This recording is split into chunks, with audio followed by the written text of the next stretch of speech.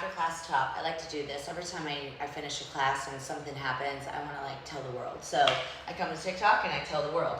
All right, so I'm a reformed yoga teacher. I taught yoga, I owned yoga studios, I taught people how to teach yoga. I led international yoga retreats. I was in Yoga Journal. I ran yoga festivals. I was yoga for so many years of my life. But now I'm a reformed yoga teacher and I call myself a movement therapist because now I have 2 fake hips and a whole different movement therapy based background. But yoga is still part of the formula, and I also feel like that I need to be somebody who kind of comes in and disrupts the game of yoga, okay? Because it's just like, why are we still doing the same things we've done even for 20 years? Why are we still doing something from when our bodies are so different and our day-to-day lifestyle is so different than it was even 20 years ago, but definitely 100 years ago. So why would we still be doing poses that the yoga industry created 20 years ago and beyond? Because our bodies are different. So it just drives me insane that we're still just holding on tight to these traditional poses. So you know the traditional pose of supine twist or seated twist, okay? Rotation of the spine.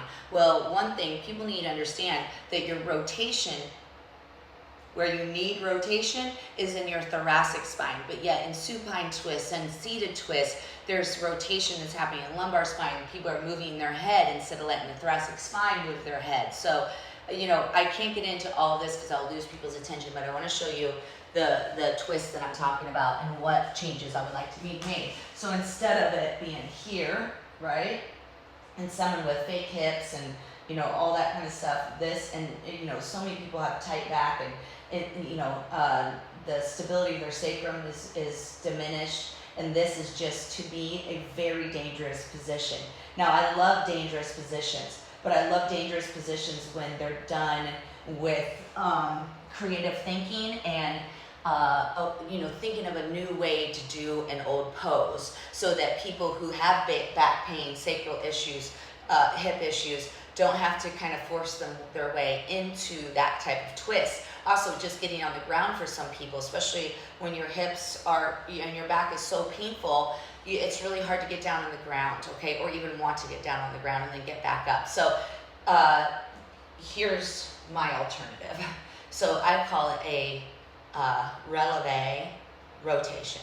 So, and my idea too is, instead of just thinking about rotation as the only benefit, how many more benefits can I add to the rotation? So releve, now I've got foot therapy, I've got big toe mobility happen, foot stability, I'm working on my ankle control, because you don't want wobbly ankles. You do not want wobbly ankles, so you have to make sure that you don't have wobbly ankles.